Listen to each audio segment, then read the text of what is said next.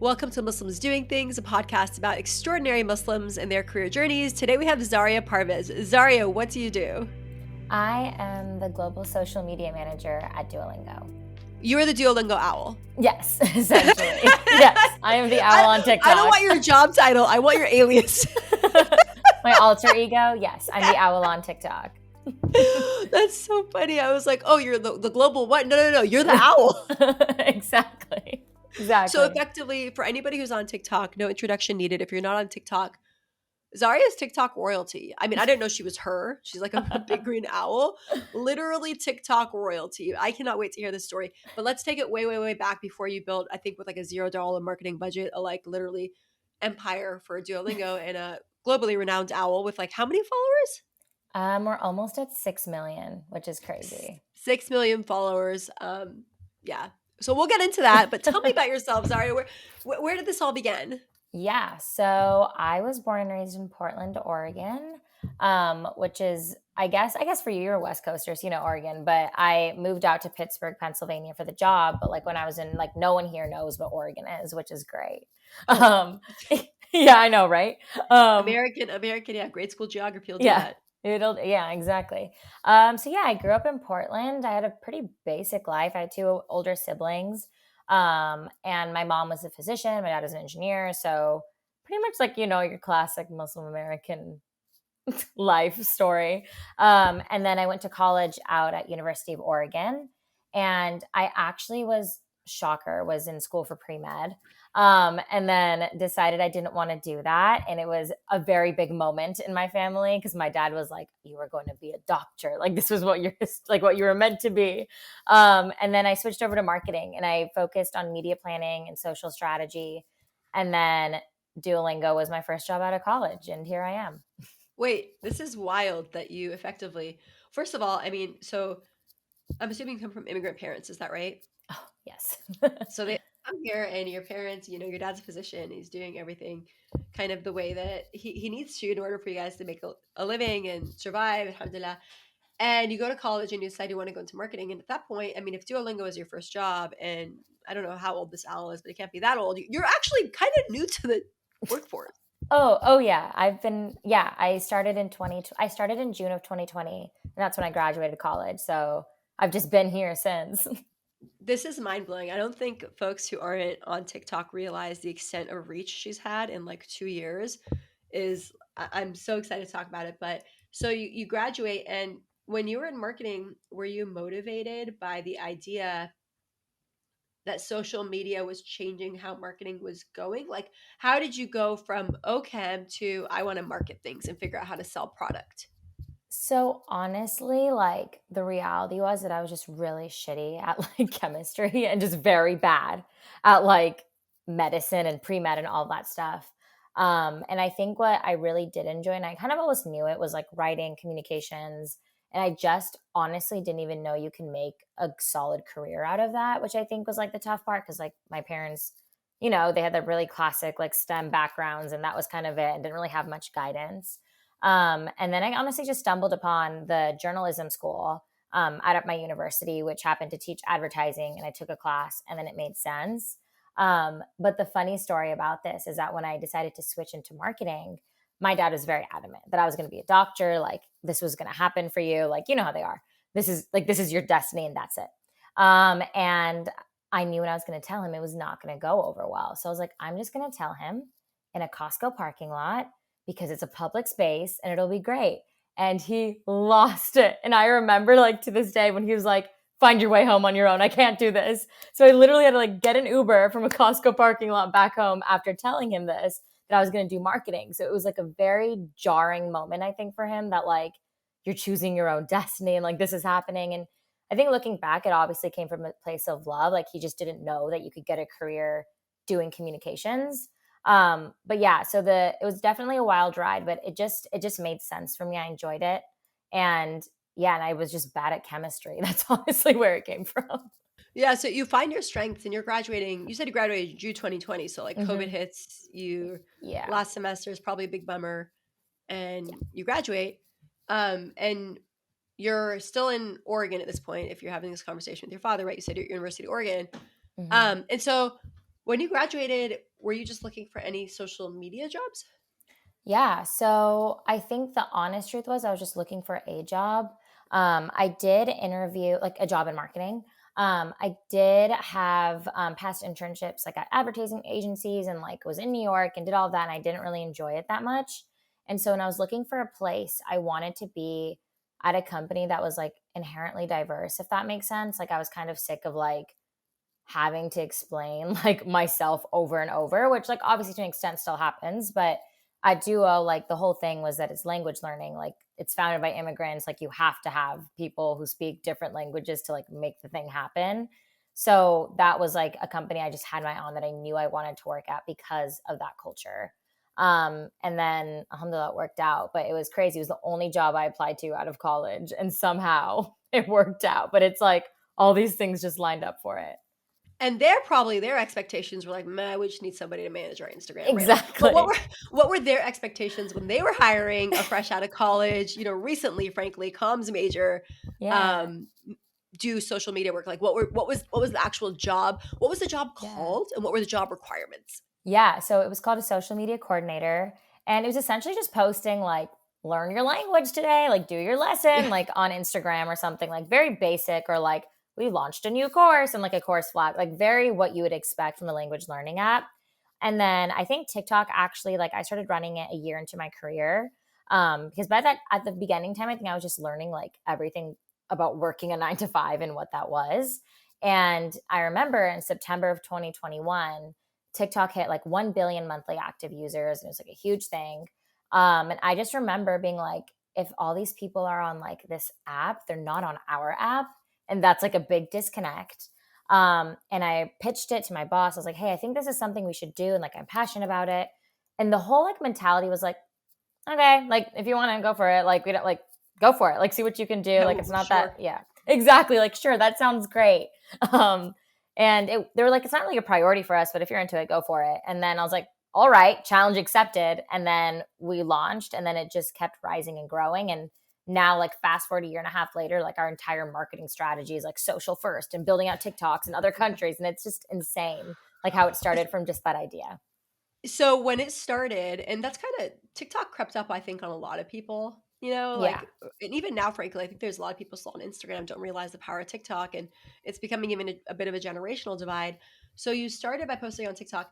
Did you draw into well, first of all, before I ask this question, tell me does your owl have a name? Yes, we call him Duo. Okay, Duo. So tell me about Duo. Like, what's Duo's persona? Because Duo's a little spicy. Tell me about Duo. Yeah, so it's funny. So there's the language learning app Duo, and then there's the social media Duo, which is the personality we kind of evolved. But essentially, his whole thing is like he's sassy but loyal. He kind of has that childlike innocence to a sense where he just wants to do anything and will do anything for you to do your lesson. And there's like nowhere he won't go. I kind of think of it of like a 3-year-old asking like, "What's that red thing on your face when you have a pimple?" Like that is kind of like Duo's like mentality and the way that he acts. And he's definitely a little more out there, a little more passive aggressive, a little more Gen Z for sure, I would say on social compared to like the Duo you'd encounter in our language learning app. And so when you kind of started posting these Duo videos, was it you and your phone? Yeah. Or was And there anybody working with you? no, and it still is me and my phone. Like it's very There's nobody scrappy. else behind the owl. Every random comment I see on some viral video is you. It's literally you. Yeah, so we just hired this year, or we had an intern last summer who's now going to be starting full time come August. And then we have a contractor who just started also, I think in November. So very recently. So now they're also starting to create content, but up until let's say August 2022, it was all me. When they come to you, have to do like quality control and be like, wait, are you like hilarious and like Yeah, a little exactly. unhinged because like this Ex- owl needs to maintain its personality. So exactly. okay, you're on TikTok. What was the first video that caught you're a social media coordinator this time. Like, let's be honest. You Yeah. recently entered the workforce. You're some kid, wants to start a TikTok. Your bosses are like, sure, why not? We have nothing to lose. It's $0. What was the first moment that you realized leadership noticed your work? Yeah, I think it was. when we posted this video of Duo the Owl like twerking on this conference room table to this like super dumb mashup of this Adele song. And my friend Mark usually is in this suit. And like, again, like we're both like level ones. Like no one gives a shit about what we're doing with our time. They're like, okay, like go for it. So me and Mark are like kind of in the conference room, like making this video. We post it and it's like blowing up. Like I'm talking like maybe 500,000 views within like 10 minutes. And we're like, oh shit, like this is happening and it's going and it's growing. And then all of a sudden, NBC News is like reaching out to us within an hour, being like, this is insane. What is going on? And all these news outlets are coming after this one video. And I think that was like a really big turning point where we realized like this is like a cultural moment that that's happening. And then I think that's when senior leadership was like, hold up. And then like also whenever we'd have a viral video, we would get an influx of users. And like all of a sudden now there's like business return on this thing that's costing us literally just my salary, which is like a coordinator salary and like $0. So that just became like a very exciting like ROI moment, I think, too. And that's also when leadership was like, hold up, there's something here. And how did they address you with it? Like, did your boss come to you and be like, "Hey, this is really cool," or like, what happened when they realized? Because they had to work backwards. They're like, "Hold on, like typically we set the strategy and they accomplish the goals. She Mm-hmm. accomplished a goal we never set. Now we need to take a step back and figure out how to talk through this." So how did that look? Yeah, I think like the best part about this and like honestly the benefit of A, working at a startup and B, working up at like a place like in freaking like Pittsburgh, Pennsylvania, that's like not really like marketing first, if that makes sense, was that there was a lot of creative freedom and like trust and like, all right, like Zaria did something. She knows what she's doing. Let's let her do this and just give her the tools to make this go further and be better versus like trying to like fix it and try to interject things that we should be saying or doing to like Right. optimize. So that was really cool. Our CEO is like, he's honestly like a big innovator. Like he actually invented reCAPTCHA, which is Cool. crazy. Yeah. That's So he cool. does. Yeah. So he does like all these. Like he understands, I think, innovation too, which also helped. So it was honestly like a pretty hands off approach to like you tell us what you need to make this happen and make it bigger. And when you're doing that, was there any moment of like, hold on, like we need to worry about the image or the persona, or like, do we really want somebody twerking as like our company image? Did any of that happen? Or were they just like, Yeah. whatever? Yeah. So I think something that a lot of people don't know is like, for example, like something that is loved externally, like all our followers and everyone's excited about, can absolutely be hated internally. And I think there was definitely like this cultural shift also within our company where it was like either you love our TikTok or you hate it. And you could kind of tell like the generational divide between like who loved it and who hated it. And I think the best part about it though was like our CEO and our CTO, like both of our co-founders, like loved it. So that was kind of like they know what they're doing. And I think there was also a sense of understanding and trusting the end user. Like people, like the reason why we're allowed to be silly and make jokes and like twerk on a conference room table is because people trust that our app is still going to teach them a language that they need to learn and it's a good product behind it. And so I think having that marriage of both of those together really like made space for like us to be a little bit more unhinged and kind of out there compared to other brands. Yeah, they trusted you. And actually, I remember in like 2021, Nerf put out a application online for a chief TikTok officer. And Oh. there was like 1,000 applicants, and somebody was eventually employed full time. But like a few other, I know when I think of companies that have done it right, like Duo's honestly part of the minority of companies that come to mind immediately. Nerf is one of them, Mhm. and it's funny that Duo's because you, some like college grad that graduated in COVID, that's like, hey, people spend a lot of time here. Let's do Right. something about this.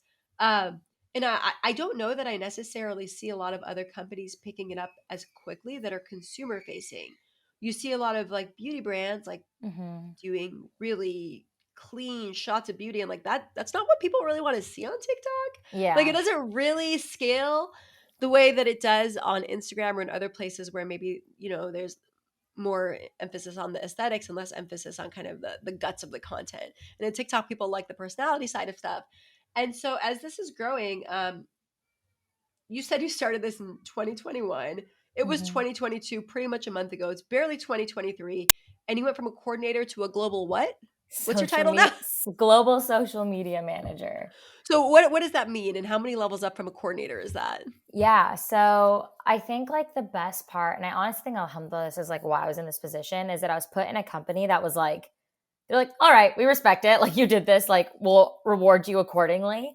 So that was a level 1 to a level 3 jump, which was really awesome. And like the coolest part about like my expansion of like this role was that my boss when I first started was actually like a PR manager, and like social was maybe 10 to 20% of her time and the rest was something else. So like, okay, let's get you like a proper like global director of social. Let's think like 2 social interns. Let's think like how we can build out your team so it's not just you. And then so that was part of like my promotion. And then essentially it was just like they're like, you've made this impact, you've had this growth, and we believe in impact over years. So we're gonna put you in this position.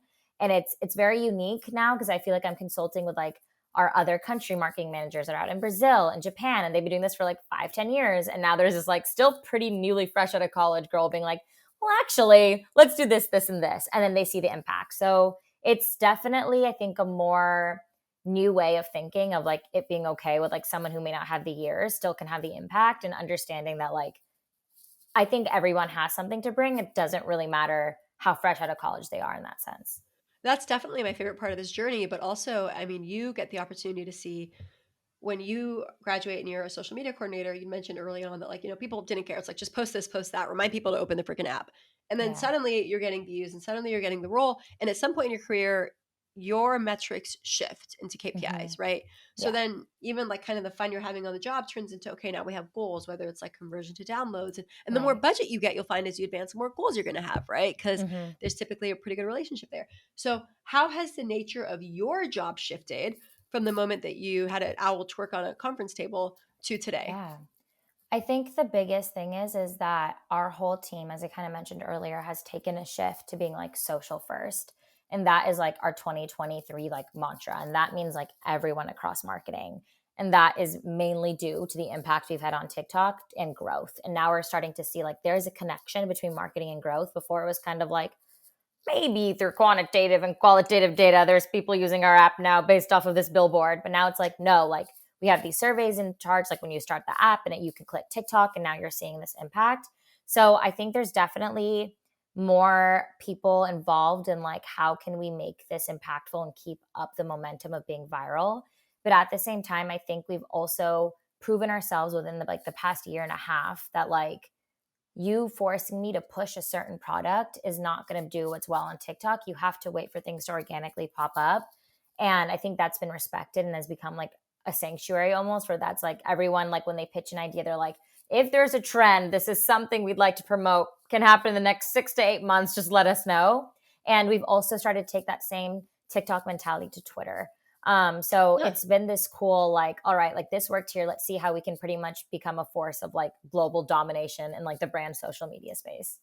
And how's the Twitter and how's the Instagram? Like, what are the numbers in those two platforms? Yeah. So Twitter and Instagram aren't as high. I think they're like at 700K around each. So hopefully Nobody's one broken a day. million. Yeah, Yeah, no, no, no. So, and now we're yeah. like, I think Twitter's been more of a free space to like have fun, but like still with like reels, we're still trying to crack it because like we would try reposting TikToks onto reels, but like It never different works. audience. Yeah. So we're Yeah. like, yeah. But also there's a personality element, right? So like I happen to spend a lot more time on TikTok than Instagram because like by Hmm. the nature of where I am in life, I could spit out right before we recorded, I spit out a video in like 180 seconds. I'm like, okay guys, I just did a video about how athletes do better in the workplace and it did really well. I think it Hmm. was like 400,000 views or something in the last whatever Yeah. week. So I like followed it up right before this call because somebody's like, how do I put that on my resume? And I was like, here's 3 ways. But like literally, I'm only half dressed. Like effectively, I only look good from sweater up because that's what you see on this recording app.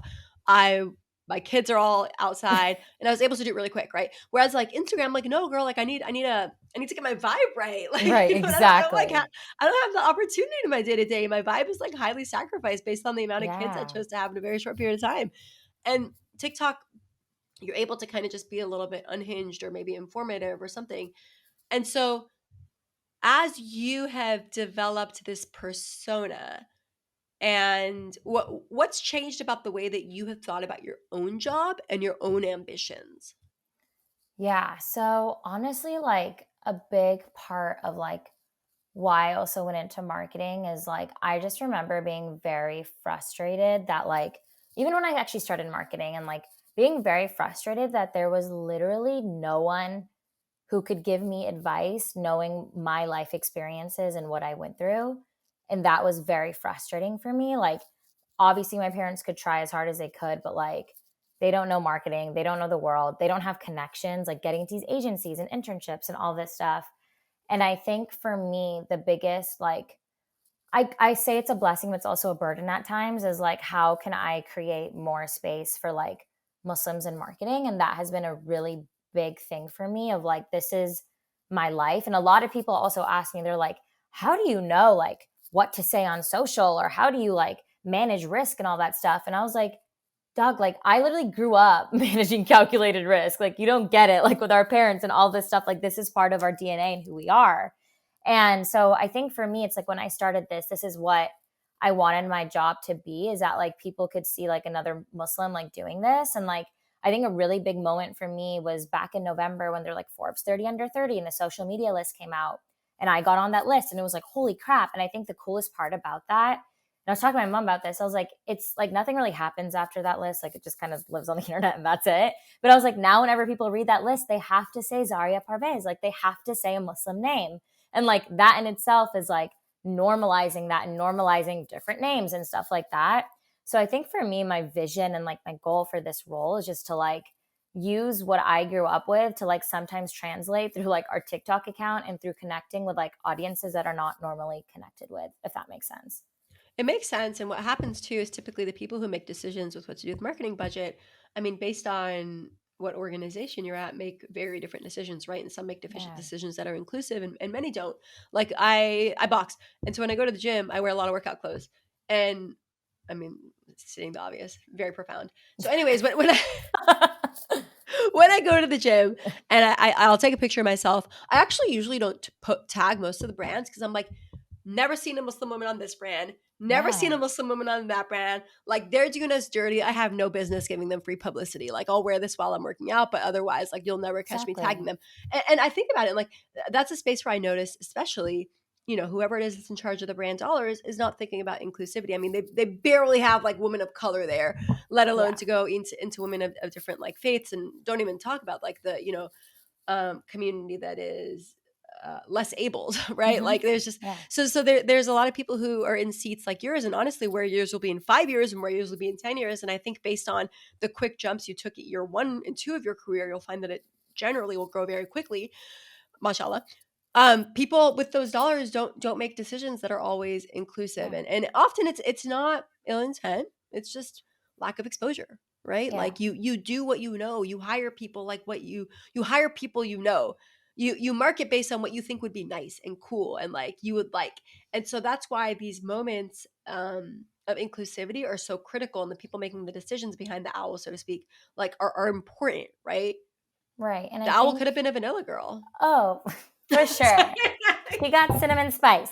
Yeah, I think it's also like very tough because I think the social media world is very white woman led, which kind of gives this like facade of like, oh, but diversity because there's women, but like it's almost this thing that we like people can hide behind that, oh, right, there's white women leading this and all this is going on. And that means we're diverse and it's okay and it's done. But it's like oftentimes white women don't understand like a lot of the things that like even I go through like on a normal work day, like just showing like our experiences in our world is going to be different. And like something that I've experienced too with like this and like this quick rise to fame and all this stuff with like our TikTok going is that like a lot of other people who run brands are like pissed. Like they're not okay with how this is happening. Like Huh. it's kind of like she just kind of came in and did this and now there's that, and it's like, and I get it and it's a different way of doing things, but it's like a lot of these times are like, and I think there's a lot of like marketing thought leaders that are seen as like the end all be all, and whatever they say is correct. And a lot of them don't like our content. A lot of them aren't okay with our strategy. And I think for me, like a big reckoning I had is that like, if I am pissing off like a 35-year-old white woman from like Tennessee who like works in marketing, then I'm doing it okay because that means like our learners are loving it and they're still loving it. And it's really like trying to decipher between like I might not have pure acceptance in this marketing community of like what they think proper strategy is, but I'm being supported by these like fans and these followers and our learners who like grew up with diverse backgrounds and can see like that sprinkled in through our TikToks and enjoy that and love that, making them want to come to this app. And like for me, it's like I'm getting into this acceptance of like I'm probably going to value those learners versus like marketing awards from like marketing critics. So Oh, it's interesting. I never thought of you through the lens. I mean, obviously, this is obvious, but I'm very far from social media world. Like mhm. I post on social media, but I'm very far from strategy in the world and kind of how it operates. Um, you're an underdog. Yeah. You're a kid. Like with all due respect, you're like Yeah. super diverse. You like came in, you immediately without all the baggage of not being able to figure it out and all those years of like finding ROI and trying to have to calculate other ways to kind of prove your value because maybe you didn't get the the the value you wanted for the company. You just came in and you did it. You're an underdog. Yeah, and I think it's interesting because like again, a lot of people outside of like that marketing bubble are like, heck yeah, like this is dope. But within that marketing bubble, I think it does create tension because it's pretty much invalidating what has been done for the past 5 years of like, if you give me a $20,000 budget, I'll get the ROI of this. Where it's like, Yeah. no, I don't like. And even now, like People as just our like me. literally, I'm perfect. No, Yes, like literally, people I mean, people really do just like the owl, but that's literally your strategy. Like make something super likable so people pay attention. Like this is yeah. a need I have. Cool, I'm gonna use it. Exactly, and it's like it's a very, like, tough reckoning I think that I had because it was like, I don't want more money because honestly, that, like, makes me more intimidated that I have to get, like, these intense, like, return on investment where, like, I feel more creatively free with, like, restriction, if that makes sense, with just having, like, "Here's, like, $200 for this video and an iPhone and a crusty suit, go make something." And like for me, that's more invigorating and exciting. And I think that's also how like Gen Z is thinking about marketing and social. They don't want these ads anymore. But that's a big thing, a big tension point between older advertisers and marketers who have been like making high flash productions for so long. You know, it's interesting you mentioned that because you're not wrong. People don't want ads, but they'll watch an owl that represents an ad to Hmm. work, to kind of continue to use that Exactly. same example. So I think that you're onto something. And how do you think about, so, okay, you got a little bit of recognition through Forbes and you're getting some recognition through your leadership team. You still are very much like, under a big suit. Nobody really knows who you are. Yeah. But in marketing, I can imagine that's important, right? Like being able Yeah. to kind of market yourself is important. So how are you thinking about balancing that alongside the work you do? Or are you just like, I don't have time for this right now. Like, let me just build and I'll worry about that later. Yeah, so it honestly ebbs and flows. Something I've held myself accountable to is that I'm only going to do things that like make me happy and don't feel like work outside of my work time. And like that means running my own personal TikTok account, or maybe I'll put Duo in there, but sometimes it'll be stuff about me and just my life, or like just what my TikTok was pre me being the owl. I've recently really enjoyed writing on LinkedIn, which is so random, but I'm like, LinkedIn's the new It's actually very TikTok. powerful. Yeah, it's I very know, right? powerful. I was like, this is insane. And I've always been a big writer, so it's helped me like better my writing. And I think it's also has now been a place for me to like air out my grievances in like a more mature way of like, this is actually like what our strategy is. This is actually what we're doing. And I know marketing people are seeing it. And it's just like a good way to like debunk all these myths and like inaccuracies people have about like what we're actually doing. So I found it to be a very productive way to like deal with kind of the anger and the frustration of people like not being okay with like what we're doing at Duolingo for our strategy. That sounds, yeah, I hear a lot about LinkedIn and how it's super powerful. You reach a lot of people there. And as you are building your own career and as Duo is growing, have you kind of been able to? So effectively, what I'm thinking is like your career is warping at warp speed, and you're able to get the experience at warp speed, but you're not able to necessarily maybe get the mentorship at the same pace because that takes time and Yeah. that it requires you to kind of look outward and figure out how to even more strategically contribute to your leadership team. How have you managed developing yourself outside of work, or has that also been something you've had to put on the back burner? Because again, like you're getting more attention. Like suddenly you have this platform and this pedestal, even in the workplace, Yeah. that people in your place just don't have, right? So like Yeah. you could probably ask for more than you're asking for. And I know nothing about what you ask for, but you could probably ask your boss for more things, more power, more people. Like Yeah. you probably could. Yeah. I think the biggest thing, and I don't know if this is like a blessing or a curse, but like I think for me is like I actually really hate work. And so like for me it's like I am so okay with like not progressing at speed, like the speed of light. Like that's why I like Pittsburgh, Pennsylvania. It's not New York. Like that's why I moved. That's why I worked and here at Duo, right? Like it was like a startup. It wasn't a marketing place. And I think I've tried to normalize that more too. Like my boss knows this, people know this around me. Like I value my time away and I'm going to progress in the way that I see fit and not try to like chase this moment where like I think obviously at times like there are moments where I'm like, shoot, should I be doing more? Like I could be doing more. I could be doing this. But I feel like removing myself from that pressure and also just like enjoying my 20s and like being okay with like not working extra hard has been like something I've been trying to hold myself more accountable to. And at the same time, I also think there is pressure, like when, especially when a lot of people found out, like, oh, she's like a Pakistani, she's a Muslim, she's like a Gen Zer, she's not a white woman. Like everyone was like, whoa, like it was like very mind, like earth shattering. And it's taking also that pressure away of like, I want to be the representation that people see, but I also don't want this whole like thing on my shoulders of I have to say everything at the right time so people think this way about Muslims. And I think I've been trying to normalize that too, like within like even my own team and within the people I see, like obviously like very pro Palestine. I'll talk about that. I'll say that, but that's not going to be every single thing isn't going to be like an issue I have as a Muslim, what I talk about. So just managing those things, I think is where I'm at. It's interesting to feel the burden of having to represent a whole community. I think that's something that many of us often feel. Oh, my dad's calling me. Um, so I think that that's something a lot of us feel and kind of have to reckon with. And I think many of us end up coming to the conclusion of like, we can only really represent ourselves. And honestly, Mm-hmm. kind of fighting the fight and have been fighting the fight of self-representation. Like we came in with this whole understanding that we were misrepresented. We grew up with that understanding that we were misrepresented and represented in a very limited way. So as all of us create our own narratives and create space or, in our sub communities or whatever, like really what we're doing is saying like, hey, there are people do this in different ways. Like Yeah. we live different ways, we act different ways, we have different values, we have different ideals, and like that's okay. I just turned off my Bluetooth. That it didn't. You can still hear me, right? Oh Yes, my. yes, Okay, yes. cool. My headphones are like connected to everything. It's like really a situation. So what do your parents think? What happened? Have they had the moment? I feel like so I think they're excited, but they just don't get it. Like to be honest, like they don't understand. They're like, we see this recognition, we're super excited.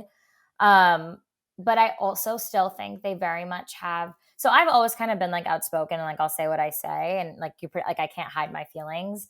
And for my mom and dad, they're like, just be happy with what you have. Like it's so good. Don't rock the boat. Don't say things. And like I think that has been like something for them. Like they're scared that this could be taken away from me at any moment. Cause I think, I don't know, I feel like that's probably a plight that they went through themselves of like dealing with like being immigrants Well, here there's and all also a that. lot less job security. Like when you have an Yeah, MD and you have like a licensing, there's like a job that you'll get an income bracket exactly. go fall into. Marketing it's not that, right? Like Exactly. you So will yeah. grow and will have a very lucrative Hmm. career, but still like it's different, right? Yeah. So like I think that for them is like they're always kind of scared that I can still leave at any moment, but they're excited. And I think that's like one of the toughest things too is like this success means so much more to me because it was like I had to work my freaking ass off by myself to get here. Yeah. Like I Yeah. didn't have like my mom being like, follow your dreams. It's okay, hun. Like that was not the conversations I had. And it's just very different from like the people around me who are like in marketing. Like you never went through that. So that's why it feels like, even for me, like it's that much more exciting. But yeah, they're definitely supportive and excited, but they have no idea what any of it means. How did they Oh, oh my gosh, that's so funny. Sorry, I'm gonna cut this part out. 33. I like when I hit turn off my Bluetooth, my iTunes turned on, which like iTunes. Honestly, maybe I won't cut this out so Apple hears this. I freaking hate Apple Music. The way that I hit play on any like set of headphones or keyboard and like Apple Music, which I literally have not used in maybe a decade, goes play and some random voice memo from a decade ago starts playing, which is what just happened. I was like so confused because I was hearing my colleague's voice while you were talking. Like, Apple what Music, is like going stop that. on? Disable the freaking, normalize using Spotify as a global functionality on Apple keyboards. Anyways, oh, great. So, it's so funny when you ask my mom, like I have a really great time and I record her every time she's doing. I'm like, Mom, what do I do? Like I get her response. It's never like that accurate, but you can tell she's proud. If you were Right. to ask your parents what you did, what would they say? My dad says I make videos for a green dinosaur. So I'm like, it's okay. But like he'll try to follow along with like articles and stuff and he'll be like, very nice. And then he'll go, so when are you getting your MBA though? And I'm like, all right, there it is. But yeah, I think he thinks I make videos, and I it's pretty close. It's not too far off. Not quite a dinosaur, but big Yeah, owl. It's kind of mythical to a certain extent. exactly, exactly. And do you see yourself staying in the social media space? So I don't know. Honestly, I feel like a big something that I still really care about and something I wanted to venture and explore is like recruitment and talent recruitment. Like that has always been an avenue that I've been curious about, and like seeing how we can impact things from like that space, and like what power a recruiter actually has to bring diverse talent to different spaces. So that might be something I may explore into, but for now, socials might be. Somebody sitting from my seat, like I'm on an executive team. Like we're looking at a whole company's health on a regular basis and constantly meeting with Mhm. the other rest of the executive team. There's like this disconnect, which is probably my favorite part of this interview, where you are driving one of the most important metrics of your business, which is ultimately downloads and probably user retention, which you're Mhm. helping through the downloads. But you're so new and you probably aren't asked to speak in those KPIs the way the person in Tennessee is. So you're probably more removed from those KPIs. And I Mhm. don't know if you realize like there's probably a weekly meeting that's reviewing numbers that you impact so heavily that you like influence heavily week over week. Like, and that's probably my Yeah. favorite part of this, right? Because Yeah. in order to see that, often you have to sit in the seat and you're like, oh, like now I understand how the whole business threads together, how all Yeah, these dots are totally. connected. And I think that's probably one of my favorite parts of this interview. Um, I think it's just very cool to see, and I'm excited for it. I think you've created a lot of opportunity, and your casualness about it is like probably one of the funnest and coolest parts about it. Yeah, I think we had like a recent tweet where like I don't know if you heard of like Netflix, like their sharing password thing was like a Of whole course I did. debacle. We bought our own account, which we're like not happy about, but we did it. Okay, we're paying you Netflix. You finally. So we have this thing called Duolingo Family Plan. And I pretty much like quote tweeted like a tweet about like the Netflix debacle, and was like a plan where you don't have to visit your toxic family every 31 days. And it just linked to the Duolingo Family Plan. And I was like, that was so good. Like I'm on my weekend. That was it. Like it did really well. It went viral. And then I remember like 4 days after that, our like CMO, he's like, do you understand the impact that tweet had? And I was like, yeah, it was funny. And he's like, It's hilarious. no. People think I'm funny. Yeah, he's like, no, like there was downloads. Like we haven't seen that much growth in like this many months since we've launched Family Plan. And I was like, oh, cool. But I think that's also like what makes this more fun is that I've removed myself from the You have KPIs. no clue, like in the most Yeah, kind way. Like I don't think exactly. you realize how important you Yeah, are to this company. exactly. And I'm like, this is great. But like, and I think that is like, and like for me, again, it goes back to like, I never want to, like, I hate working, quite frankly. So like for me, like doing So fun Gen stuff Z. like this is like fun for me. And I'm like, this is what I need. And like, if you guys get KPI from this, I'm so happy for this. If you get results, you're happy. I'm happy with my creative freedom, making fun memes, and like, deal. And I think maybe obviously later on, hopefully I can advocate more for myself and all that fun stuff. But like for now, I'm like, this is blissful and good. But I will say that there is an early point in the average career, not your career, where you're told what to do, right? Yeah. And then at some point it shifts, and Mm-hmm. you are given an objective and you figure out what to do. And that's Yeah. when you kind of utilize that strategic brain, which you're already doing. You're just not tying it to the KPIs. So I think you probably will find that you like work more than you think as soon as you go into Yeah. as soon as you lead into the reality that Mm-hmm. work could be a creative endeavor where you're Totally. just doing what you want to reach a certain goal, which is effectively what you're doing. And boundary setting around making sure you're not doing it too much by saying Yeah. I'm not gonna talk about it too much. Um, Obviously, I'm a big work advocate, love work. Work is great. Just kidding. Sorry, I'm like, I'm like totally screw kidding. work. No, I do Yeah. love work, but I'm to each their own. Um, yeah. So this is awesome. Like I can't tell you, I was totally geeking out about meeting the Duolingo owl. What's one of your favorite TikToks that you've made? My favorite TikTok. Oh, okay. This one was pretty recent. But there was like this. It's so hard to describe a TikTok video.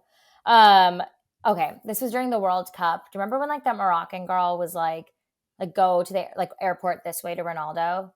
Do you remember this Okay. moment? So it was like this young Moroccan girl who was like telling Ronaldo that the airport's that way after Portugal lost. And all these people, all these Ronaldo fans were like, screw this Moroccan girl. Like, she doesn't know what she's talking about, the 7-year-old. So as the underdog, I was like, we're going to take the side of the Moroccan girl. So we got like that Celine Dion trend of like that boat drifting Yeah. away. And it was like duo and a picture of this Moroccan girl being like us and like this girl about to go whoop like France's ass. Yeah, that's who it was. And it was like them going away into the sunset. And when I tell you the Ummah shows up, it was so funny. All of these people were like, and this was like our first viral, like we were hitting a stump and it like skyrocketed. It was like one of our most successful like World Cup posts. And like the Ummah pulled through. And like since then, I've been like sprinkling in like subtle like Arabic You're songs, like creeping Jenny out. Pakistan, literally. And it's so funny because all these people are like, is Duo Muslim? And they're like, Duo's like in his Habibi era, or like they're like Stop Dawood it. lingo, like all this stuff. Stop And it. I was like, this is what representation's about. But like those have been super fun because it's like what we grew up with. And now all these people are pulling through and it's like going super viral and people are like excited to see like Duo representing them in just like a super fun and chill way. So yeah. That's so funny. So what are some, like, you mentioned that you had a slump and then this one kind of picked you back up. What are big TikTok trends that you've noticed in terms of like going viral and losing virality? Yeah, so I think audio is like obviously king and it runs a lot of trends, but I really feel like recently it's kind of slumped out just in the sense Audio that like meaning reusing somebody else's Mhm. audio? Yeah, like Okay. trending audio. And I feel like maybe back in like beginning of 2022, sorry, there was more of like a shared universal TikTok experience with like more shared trends. And now it's gone very niche where like Huh. maybe there'll be two or three reigning audios that we all hear, but we all actually have very different viral For You pages, which kind of leaves a brand in a tough spot if you're trying to reach a lot of people. So we're actually leaning more into serialized content that doesn't use trending audios. So What's like, serialized content? yeah, so Demarket it. it's Demarket that for me. yeah. Demarketing that. So let's take out the marketing jargon. Yeah. Essentially, like think of like our page as a sitcom, and every video is Oh, like an episode in that sitcom. So you okay. learn something new about Duo, you learn something about his like dynamics with legal, or like how he feels about the World Cup, or just like personalities that like lead to like this whole idea of like Duo's world. So, and that often doesn't use trending audio or like common trends. It's just finding audio that works for a personality trait or a feeling or something that Duo feels. So again, like the Moroccan girl post is another great example of serialized content. Was not really trending, kind of trending, but we took the side of the underdog. We took the side of the Moroccans. It showed like, okay, Duo cares about Morocco in the World Cup. So all these things that like build up who Duo is in the world, I guess. And as you've worked through, so serialized content, kind of not doing audio as much. What are other trends? Like, is the 3 to 5 time posting a day really a thing? No. Yeah. You heard it here first. Yeah, literally. I don't think timing matters and I don't think you having to excessively post. When we first started, I would say we posted 5 times a week. So we'd post one every day.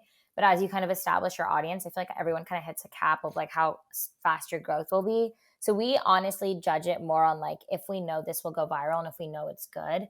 And a lot of the times, you know, if it goes viral, if like we're laughing and we're enjoying and we're having a good time making it. And like I feel like everybody knows, like, you know, when that's a viral post, like you can feel it in your gut. And like for us, I think we've been holding ourselves more to that standard rather than just churning out content just to turn out Yeah. content.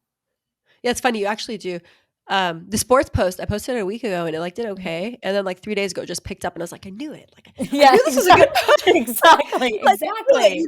I knew it. Exactly. And videos are having like a longer tail now, which was I not a know. thing before, was not a I, thing. I have to say, like, sometimes I'll think about my own videos, and usually I'm talking at the camera. Like I said, I don't do a lot of vlogs and stuff because it's too much time, too much time.